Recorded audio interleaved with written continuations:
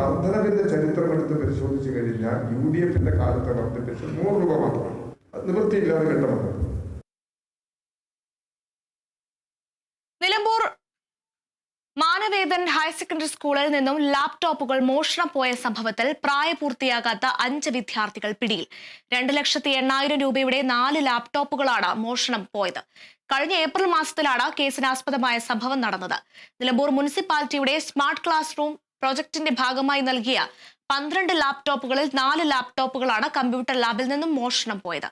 തുടർന്ന് പ്രധാന അധ്യാപകൻ അബ്ദുറഹ്മാൻ പോലീസിൽ നൽകിയ പരാതിയുടെ അടിസ്ഥാനത്തിൽ നടത്തിയ പരിശോധനയിലാണ് പ്രതികൾ പിടിയിലായത്. സുഹൃത്തുക്കൾ ചേർന്ന് വാങ്ങിയ ബൈക്കിന്റെ ബാക്കി പണം കൊടുക്കുന്നതിനും മൊബൈൽ ഫോൺ വാങ്ങുന്നതിനുമാണ് കളവ് നടത്തിയതെന്ന് കുട്ടികൾ മൊഴി നൽകി. ഇവരെ ജുവനൈൽ ജസ്റ്റിസ് ബോർഡ് മുമ്പാകെ ഹാജരാക്കി.